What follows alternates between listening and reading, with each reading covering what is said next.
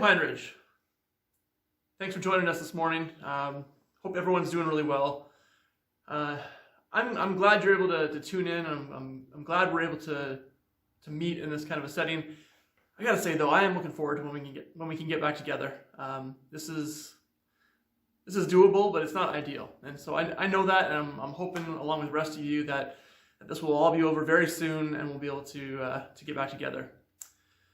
In the meantime, thanks for tuning in. We are in the middle of a series called Isolated Faith. And Isolated Faith is the story of Daniel. It's the story of Daniel in Babylon, a young man who was separated from everything he knew, everything that made him feel comfortable about his faith. And really it's a story about how to worship God when you feel like you're all alone, how to worship God when you feel isolated. And I know that that's the situation we're in right now. So how do we continue to maintain our faith in these times when everything's different, when everything that makes us feel comfortable about our faith is all taken away? Well, we're going to look to the story of Daniel and what it can teach us about our situation today. And today we are going to hear two stories that really I've decided to combine them into one. They're about kings who refused to worship God and ultimately how they were humbled. Now, both these stories you might be familiar with. Even if you've never read the Bible, you may be familiar with these stories. The first one is so similar to Disney's movie called The Emperor's New Groove. For those who maybe haven't seen that movie, check it out. I'm sure it's on Disney Plus or Netflix or one of those streaming services. It's a fun one. Story is obviously an animated story of a king named King Cuzco in South America. I forget which country, which empire, and he is the emperor, and he is so proud. He thinks that the world revolves around him, and everything is for his benefit. And the story about how he is about how he is ultimately humbled. It's a fun story. He becomes a wild animal, and he, through the process, he learns what it means to be a person. The second one is the basis for an idiom that you probably used even if you didn't know that it came from the Bible. If you've ever used the word "the writings on the wall," which basically just means that the die is cast, that there is no possibility for changing, then you have used a part of the Bible even if you didn't know it came from the Bible. The second story we're going to hear is about a king named Belshazzar who sees some writing on the wall. And so I'm combining them because really they're basically the same story. It's about the importance of humbling yourself before the Lord.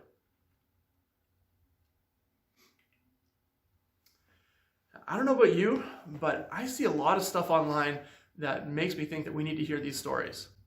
How many people are arguing about stuff that they really don't know about?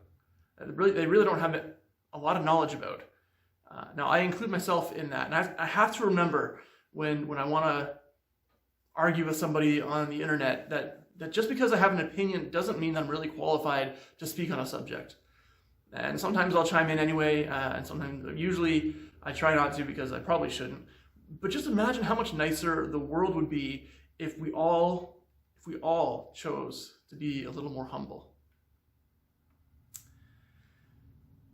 So the message I want for us to take home today is that those who refuse to humble themselves will one day be humbled. Those who choose to humble themselves will one day be lifted up. Those who refuse to humble themselves will one day be humbled. Those who choose to humble themselves will one day be lifted up. We are all faced with a choice. We all have the option to refuse to humble ourselves or to choose to humble ourselves. And really the Bible tells us on a number of occasions that if you refuse to humble yourself, you will be humbled. And if you choose to humble yourself, then God's going to lift you up. And so let's get into our stories. I'm not going to go through them verse by verse. There's too much to cover that way. So I'm just going to tell the stories. And so up till now, we've been hearing about this king, this emperor, this all-powerful king of Babylon named Nebuchadnezzar. And you'll remember the story that he went in, he conquered Judah, and he took a lot of the royal young men and women with him back to Babylon. And basically he was trying to turn them into Babylonians. He wanted to take away everything that made them Jewish and try to make them Babylonians. And so, he gave them new names. He taught them the religion. He tried to give them a certain type of food. The whole story is about trying to wipe away the God of Israel and bring them up in the religion of Babylon. And so this king Nebuchadnezzar, he's shown flashes, moments that he seems to get it. He'll try his way, and then something will happen, and then for a brief moment he'll recognize that the God of Abraham, the God of Isaac, the God of Jacob, the God of Daniel, the God of Shadrach, Meshach, and Abednego, that he'll say that is the God Most High. For lack of a better word, he'll say he is the one true God. And so, we can worship all these other gods, but really in these moments, he recognizes that Yahweh, the God of Israel, is the one true God. But he hasn't really totally bought in yet. And so we come to another story. This is Daniel chapter 4.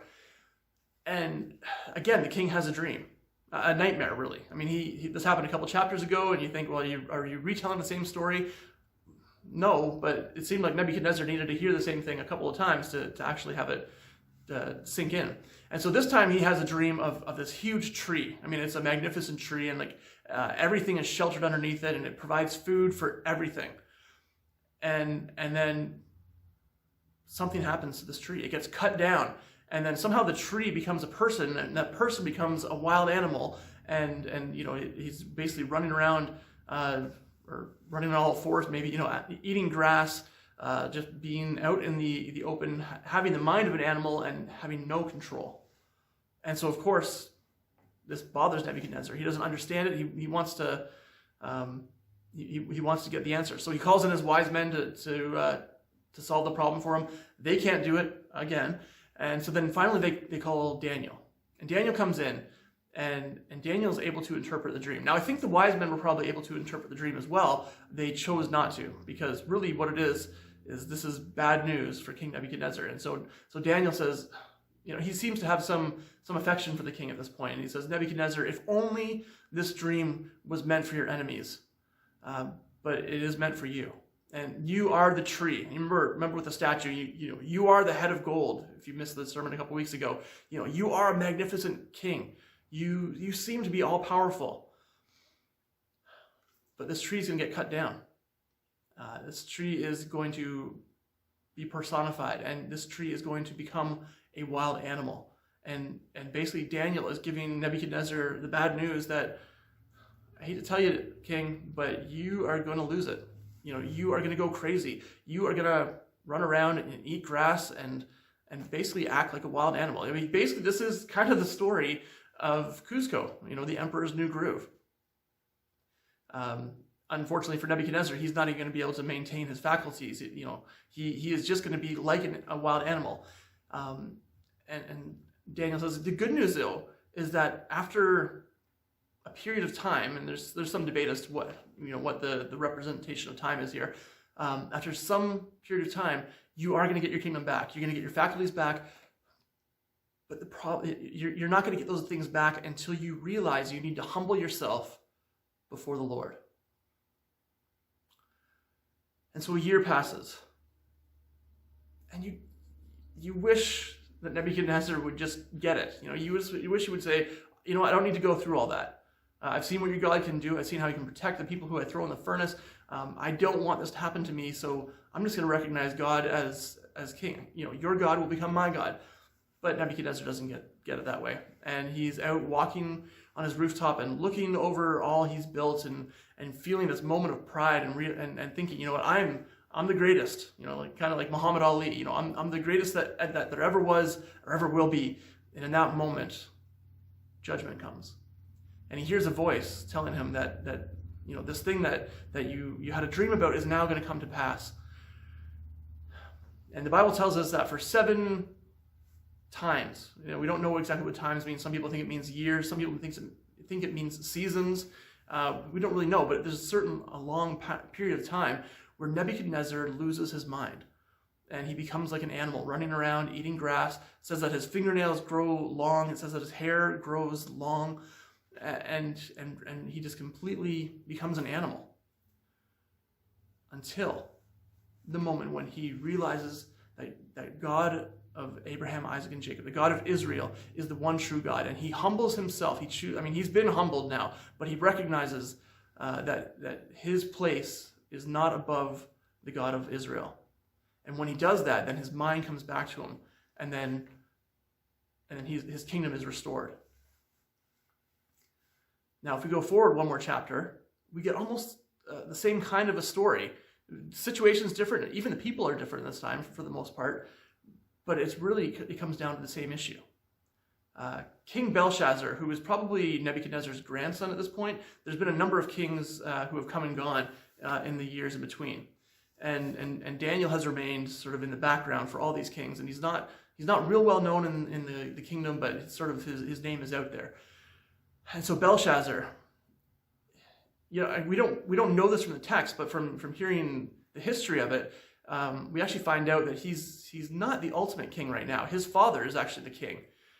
His father has left town, though. His father has gone to live in Arabia, possibly because he knew that the Medes and Persians were coming. And so he decided to get out of there, to get out of Dodge. And his son is now in place as king. So the son really is second in command, but more or less in charge of Babylon. And his son is, for some reason, having a party. I mean, it is probable at this point that there's a siege going on. The enemy is at the gates and waiting to get in. And Belshazzar decides, I'm going to have a party. Maybe he's trying to get morale up. He's trying to help his people feel like, all is not lost here. Who knows what his motivations are? But he decides in this moment, I'm going to strut my stuff. And so he calls for the golden goblets that were taken from Israel back in the day to be brought out. And they're going to drink from them. And in a sense, what he's really doing here, symbolically, is he is touting his victory over Israel. It wasn't even his victory, but his grandfather or whoever's victory over this foreign kingdom and really foreign God. And so he says, I'm going to take your sacred objects and I'm going to drink wine from them. And I'm going to toast myself and all my compatriots, and we are basically going to say, we are number one. Don't worry about the enemy at the gate. Look how powerful we are. And in the moment of doing that, this moment of lack of humility, a hand appears. Now, it's a disembodied hand. We don't know how big it is. We don't know anything about the hand, other than that it is writing on the wall. And again, we don't know if it's like carving into the plaster of the wall or the brick of the wall, or if it's like some kind of glowing thing going on. But this hand seems to be writing something on the wall, and it terrifies Belshazzar. Most likely, the army outside is terrifying Belshazzar as well, but he's putting on a front. But seeing this supernatural thing going on that he can't explain, it says that his knees become weak, and you finally see the thin veneer of bravery falls through, and he's terrified. So he calls for his wise men to come in and answer this. And again, the wise men are useless. It seems like they can never do anything that they're supposed to be able to do. And so his mother comes in and he says, don't worry. She says, don't worry. There is a man in the kingdom who is able to do this kind of thing. And so she calls for Daniel, or tells the king to call for Daniel. And Daniel comes in, and you don't get the same sense of camaraderie here that he had with Nebuchadnezzar. The king says, if you can answer this for me, I'll make you third most powerful man in the kingdom, basically right below me. I'll clothe you in purple. And Daniel, you get the sense that he's just kind of a bit of an old man at this point who doesn't want to have anything to do with this king. And he says, keep your stuff. I'll tell you what's going on here. Now, some scholars think that maybe Daniel was able to interpret this because it was written in Hebrew, whereas the rest of the wise men were not able to do that. We don't know. We know that God gave Daniel the ability to do these things. And so Daniel interprets the writing on the wall. And just like today, when we say the writing is on the wall, it means the die is cast. The die is cast for Belshazzar. And Daniel says that these words, many, many, tekel parson, simply mean that you have been weighed, you have been measured, and you've been found wanting. And your kingdom is going to be divided. And in fact, he says, this very night, your kingdom will be taken from you.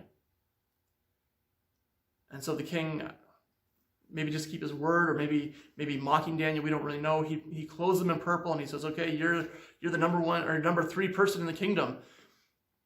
And that's the last thing that Belshazzar ever does.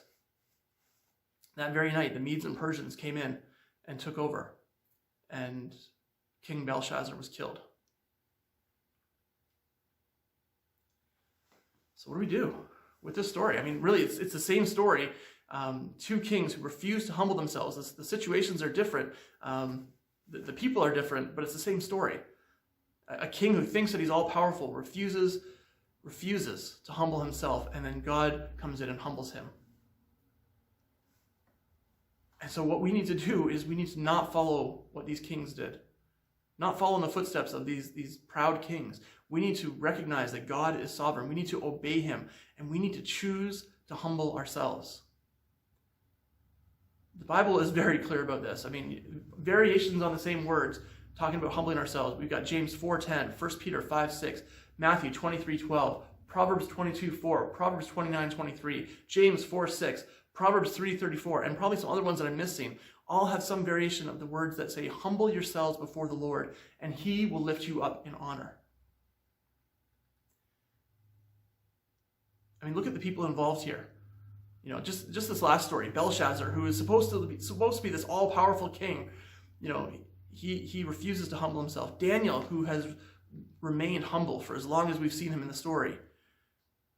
And at the end of the story, Belshazzar is dead, and Daniel has been lifted up. The thing is, humbling ourselves would not be a problem at all if we were to just get a glimpse of Jesus in his glory. Humbling ourselves would not be an issue. We would see Jesus for all he is and recognize him for who he is, and we will humble ourselves. Philippians 2, verses 9 to 11 says, therefore, God, talking about Jesus, God elevated him to the place of highest honor and gave him the name above all other names, that in the name of Jesus every knee should bow in heaven and on earth and under the earth, and every tongue declare that Jesus Christ is Lord, to the glory of God the Father. On that day, and nobody knows when that day is going to come. You know, we look at Nebuchadnezzar, and he was given the dream, and then he still had a year to humble himself, and he chose not to. Belshazzar, in the middle of his midnight party, you know, he sees this writing on the wall, and that very night, his life is taken from him. No one knows when this day is going to come for us. No one knows when your judgment day is going to come. But on that day, everyone will choose to humble themselves. Every knee will bow and recognize Jesus as Lord. Now, some of us will do it in worship. Some people will do it in terror. But no one knows when that day will come. But you, like Nebuchadnezzar, have been given the gift of foreknowledge. You have been given some time in advance to choose to humble yourselves. So Pine Ridge, choose today to humble yourself before the Lord. As a benediction, I've chosen 2 Thessalonians 2, verses 14 and 17. He called you to salvation when we told you the good news. Now you can share in the glory of our Lord Jesus Christ. With all these things in mind, dear brothers and sisters, stand firm and keep a strong grip on the teaching we passed on to you, both in person and by letter. Now may our Lord Jesus Christ himself and God our Father, who loved us and by his grace gave us eternal comfort and a wonderful hope, comfort you and strengthen you in every good thing you do and say. Until we meet again, Pine Ridge, and I hope it's soon, take care of each other.